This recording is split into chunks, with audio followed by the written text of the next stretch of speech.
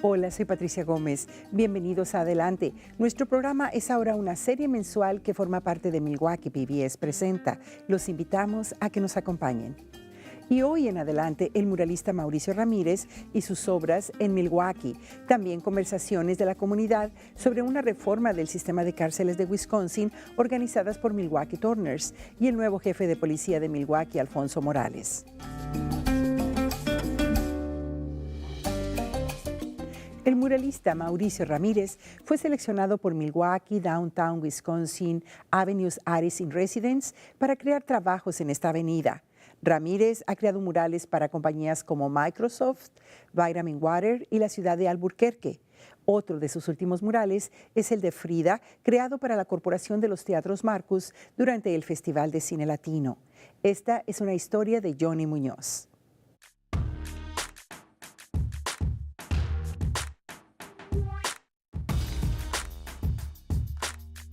Él es Mauricio Ramirez, un artista visual. Nació y creció en Berwyn, Illinois, pero pasaba mucho tiempo con el resto de su familia en Milwaukee, en el sur de la ciudad. Ever since I was little, I always idolized my older cousins that were into graffiti, into DJing, and kind of into the whole like 1990, mid-90s like skate rap culture. I kind of idolized it, so I felt that their creativity really sparked my interest in the arts.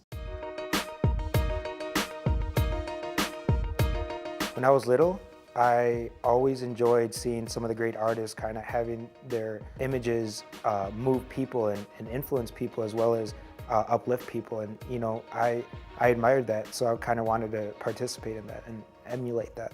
The academic side of art never really sparked my interest to learn more. And I know it's very, very ignorant to say, but, I was, at the time that I was interested in art, I was more interested in graffiti art and stuff that was being existed and being painted around cities across the world. Pero la formación académica de Mauricio fue en inglés y como docente, graduándose de la Universidad de Illinois en Springfield.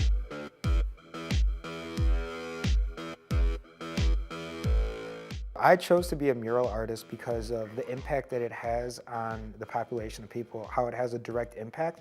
Mural making is far more impactful than having a painting sit inside a gallery where it's only open from this hour to this hour and you have to wait 2 years to even show in the gallery. My entrepreneurial spirit brought me to figuring out how to get my artwork seen by people and stuff. So mural making facilitated that for me. Mauricio se encontraba viviendo en la ciudad de Albuquerque cuando la ciudad de Milwaukee estaba buscando un artista para pintar las cajas de electricidad en la avenida Wisconsin en Milwaukee, cuando una prima le envió todos los papeles. I looked it up and I just kind of, read the guidelines, and, one of the things about that specific request is that it was they requested like a 20 to 30 page, submission. They just weren't looking for, images or portfolio. They really wanted someone to kind of submit. I think at that point I was really well versed in how to submit to these gigs. And so I submitted and, I told them my story about Milwaukee and, we both agreed that it was going to be a good fit for the both of us.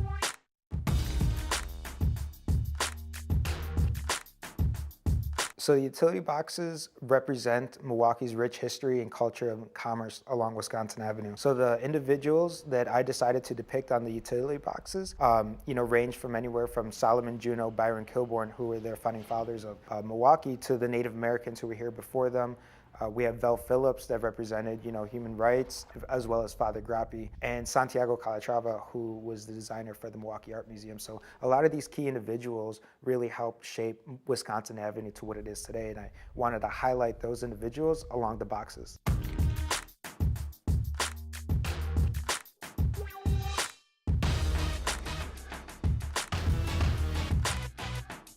The Crisol Corridor is a business improvement district in that area, in the neighborhood, and it's on 13th and Oklahoma. I think a lot of people are starting to understand that the impact of mural making, it reaches a far greater audience than just putting up a billboard. Right now, it's it kind of depicts, some of the residential houses as well as the Home Bridge, and as well as like their logo, their branding logo. Painting that mural of Selena was very therapeutic for me. That day, we didn't have to necessarily ask anybody for permission in how to create the work or what we needed to create. we were just given permission to host the artwork on that building. And, you know, we were free. We were truly creators. We didn't have a gallery to tell us what to paint. We didn't have city council or a board, you know, group of board members to tell us what to paint and stuff. So it was truly everything that I had inside myself. So as well as having it be a gift to the city of the south side of Milwaukee, as well as the rest of Milwaukee, but, you know, specifically predominantly, you know, Latino community.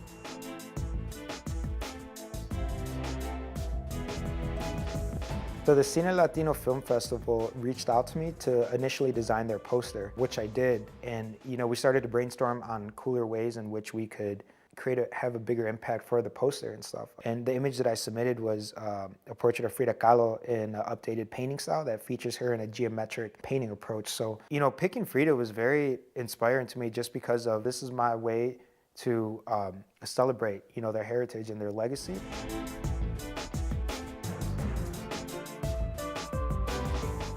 And the reason why I called it, you know, Frida's Watching is because, you know, I always looked at Frida as like a mother figure, someone very dominant, you know, very authoritative, and just kind of going against the grain and stuff. Don't goof off, don't disappoint her. She's watching.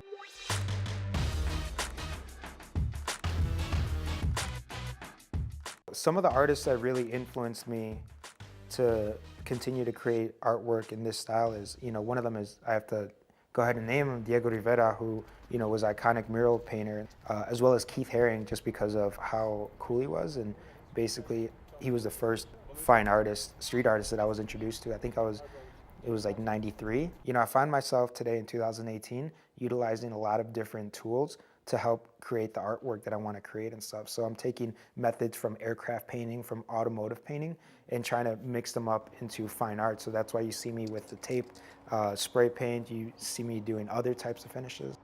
The way that I price art really differs from different project to project. You know, like I said, the stakeholder and myself will kind of go through certain objectives that, you know, the artwork should accomplish, and you know, those objectives differ and stuff. So it really comes down to what the artwork needs to serve. Mauricio vivió en 3 diferentes ciudades, Chicago, Milwaukee y Albuquerque, y según él, esto influenció en la forma de su arte. I can remember times living in Albuquerque where I would produce my own murals. And what I mean by that is basically fund the wall, fund the paints, fund the materials to create work that meant something important to me. And right now on 6th and Copper in downtown Albuquerque, there's a mural that I painted a couple months ago of Frida Kahlo and Diego Rivera in union. A lot of times we see them separated as individuals, but, you know, a lot of their artwork really ties to the both of them and stuff. So I decided to present them in union, actually kissing each other, which I thought was very romantic. Some of the advice that I have for people out there is that, you know, whatever they want to be, whether if it's a pizza delivery guy, whether if it's, you know, bellman, whatever it is, try to be the best at it. You know, really enjoy it and fall in love with the work, because then after that, all the success is going to come after that. You know, I really enjoyed painting, and I never really knew where it was going to take me, but I knew I had this strong ambition trying to be really good at it. I'm a creator. I don't think I'll ever stop creating, whether if it's paint, whether if it's, you know, music, whether if it's a video, I'm always going to be creating and stuff. I think technology only tells what I'm going to be creating in a couple of years and in the future. Existe un número desproporcionado de latinos en las cárceles de Wisconsin. Inmate 501 es una propuesta legislativa del representante Evan Goyke sobre cómo enfrentar los retos del sistema de prisiones de Wisconsin. Nosotros asistimos a una sesión de conversaciones con la comunidad organizada por Milwaukee Turners.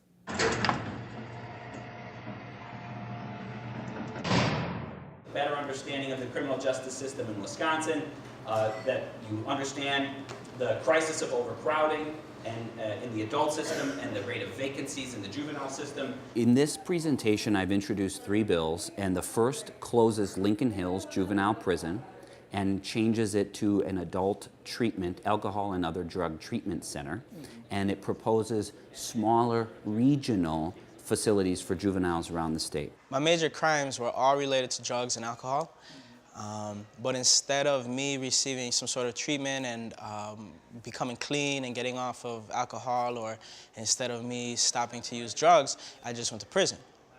So in prison, they don't help you. They just lock you up, you're supposed to learn your lesson. Okay, good, fine. But I didn't. I just kept going back. I would get released, I would get into more trouble, I'd go back. Instead of wasting almost 6 years of my life in prison, there could have been other options for me, whether it's therapy, whether it's AODA, whether it's drug counseling, no matter what it was, there was another option for me instead of just spending my time in prison. The second is to say that people that are on community supervision, they've done a crime, gone to prison, and come home, cannot be sent back to prison unless they've done something illegal. So missing meetings or not paying their supervision fees should not lend you back into prison. And then the third is to reduce some of the time that the person serves in prison if they successfully complete some type of programming, like let's say they get their high school equivalency diploma. That should be an incentive, so maybe that inmate can get out a couple months earlier for the good work that they did to finish that education while incarcerated. I went to prison as a teenager. You know, I didn't even graduate high school.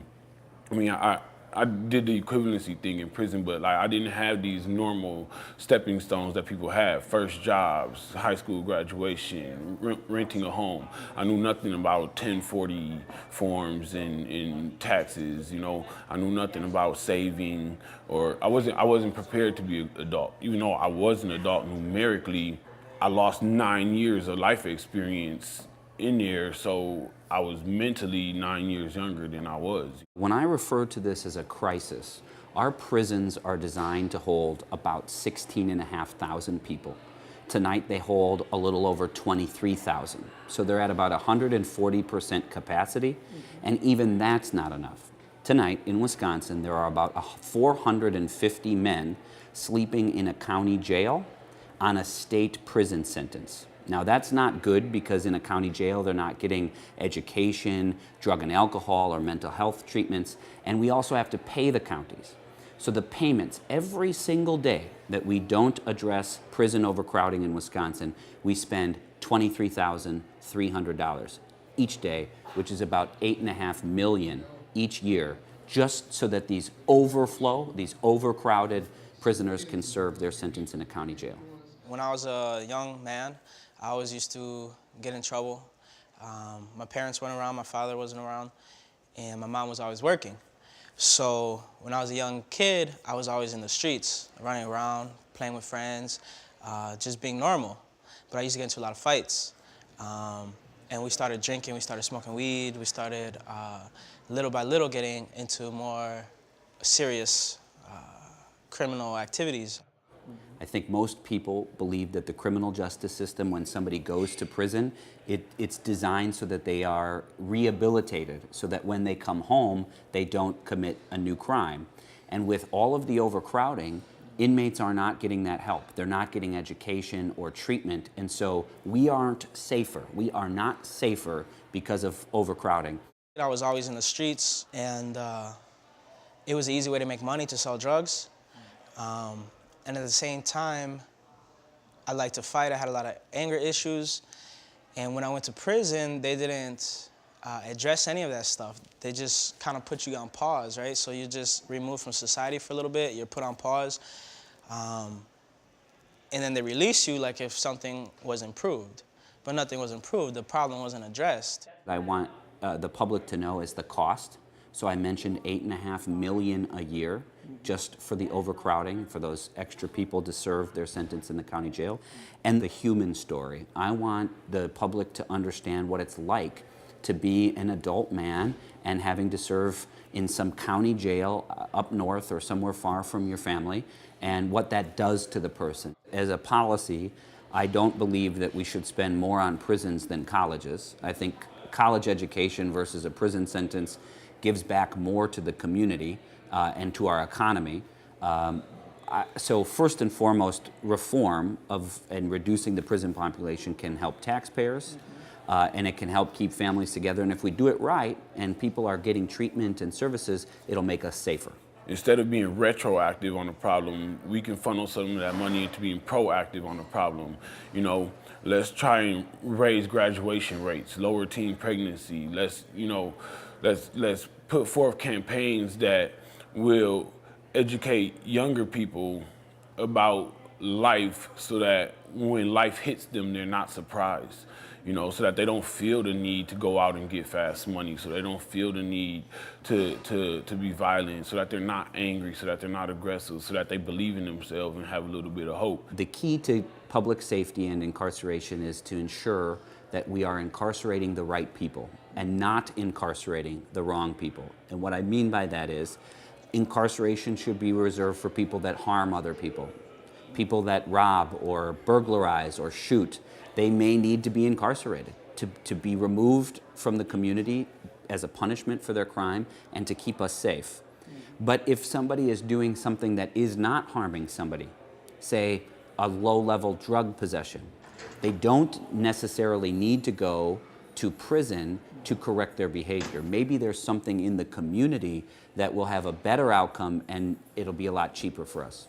After I was released from prison, I decided to, no matter what, I was never going to get put in handcuffs again. I was never going to get put inside of a cage or a cell again because it's an awful feeling. So when I got out of prison, I decided to turn my life around, and I did everything it took in my power to turn my life around, and now I have a master's degree in physics. I was a PhD candidate. I haven't been in trouble in 10 years. So we all have potential. In states around the country, Republicans and Democrats have done a lot of the same things that I'm proposing. Very conservative Republican states like Texas have reformed their criminal justice system. And when those states have done the reform that I'm proposing, and my argument today is Wisconsin is at that crisis point. The prisons are so overcrowded that we cannot afford to do nothing. And that now, because of this overcrowding, is the time to engage in the reform. Milwaukee tiene un nuevo jefe de policía, Alfonso Morales. Recibió su nombramiento por la Comisión de Bomberos y Policía de la ciudad de Milwaukee en febrero pasado. Nosotros tuvimos una conversación con él sobre los cambios que está llevando a cabo su administración y sobre cómo estarán actuando sus oficiales en relación con los derechos de los inmigrantes que residen en la ciudad.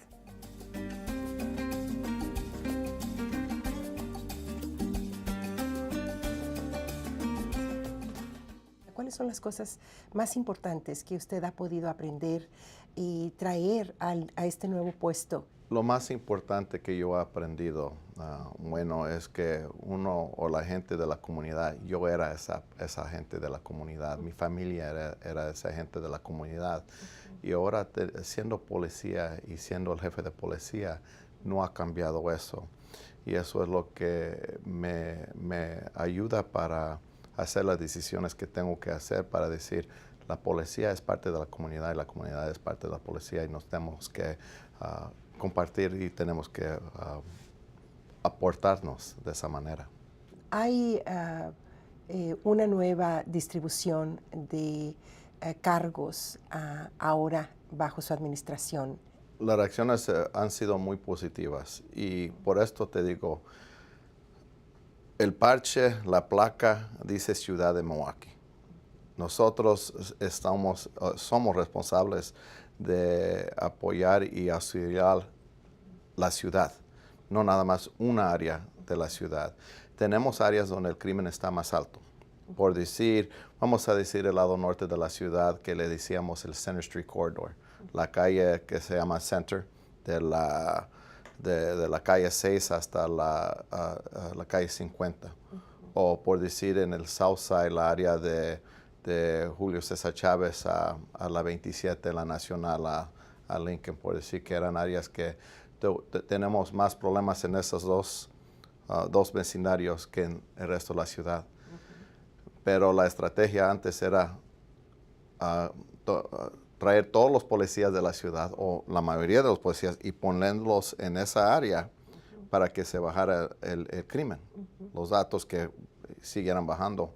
Pero lo que pasó es, se nos olvidó que hay otras partes de la ciudad, y si alguien llama por auxilio y no llegas por ese auxilio, vas a perder la fama y el respeto de la gente en esas áreas. Claro. Y es más, cuando tú llegas a una área con puros oficiales, como el militar, la gente empieza a pensar, ¿esta policía me viene a proteger o me viene a hacer otras cosas malas? tenemos que cambiar ese pensamiento que somos la policía por la ciudad de Milwaukee y mover esos policías donde pueden ayudar.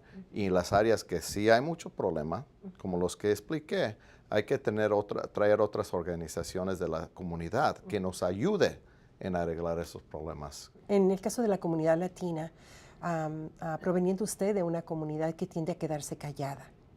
Sí. Es una comunidad que no se queja y es una comunidad inmigrante que quiere pasar desapercibida muchas veces por su situación legal. Existe todavía una distancia que los latinos quieren guardar porque no confían totalmente en que los policías no abusen de su poder. Uno de los aspectos más serios que tienden a dividir a las familias es el arresto de inmigrantes que después terminan en deportaciones. El problema, vamos a decir, mucho lo recuerda las noticias y por decir, siendo el jefe de policía de la ciudad de Milwaukee, hay veces que yo digo, y lo digo, que la policía de la ciudad de Milwaukee no es el problema con los inmigrantes, pero hay veces que sí nos vamos a meter cuando son crímenes violentos. La policía se tiene que meter y usar y trabajar con la inmigración en esos asuntos. Pero lo que yo quiero de la ciudad latina, hispana, los inmigrantes que vienen, lo que yo quiero es una relación. Ellos tienen que sentirse seguros con nosotros, porque lo que yo sé, como tú lo explicaste, hay mucha gente que habla el español, que no habla muy bien en inglés, que son víctimas de crímenes, pero no lo reportan. Y si no lo reportan, nosotros como la policía no podemos hallar si hay, o ver si es un problema más grande que más grande que lo sabemos. Si siguen atacando gente que no habla inglés porque saben que no lo van a reportar, va a seguir pasando. Y yo quiero hacer mi trabajo, lo necesitamos, no lo podemos hacer si la gente no se comunica con nosotros. Lo que hemos hecho en el Southside y sigue pasando ahora con el capitán Ramirez es tenemos juntas de crimen y seguridad en esos vecindarios y lo tenemos en español para que pueda sentirse segura la gente, hacer una pregunta con oficiales y las respuestas van a ser en español para sentir para que se le vaya ese miedo. Va a seguir. Cuando uno está aquí y ve lo que está saliendo en las noticias, van a vivir en ese miedo, pero tienen que aprender que nosotros de veras queremos tener una relación con ellos. Yo me he comunicado con el cónsul mexicano y con las mismas cosas que estoy diciendo aquí, le digo a él. Nuestro trabajo es tener una relación. Nos vamos a meter en asuntos en que nos debemos de meter. Pero si uno no está aquí cometiendo crímenes, y cuando estoy hablando de crímenes, contrabando, crímenes de arma, usando una arma, asaltos de violencia o cosas así graves, no hay por qué tenerle miedo a la policía. Hay todavía más presión sobre los departamentos de policía a nivel federal, en el cual se retiran fondos de los departamentos de policía si estos departamentos no entrenan a los oficiales de policía para actuar como agentes de inmigración, para aplicar las leyes de inmigración.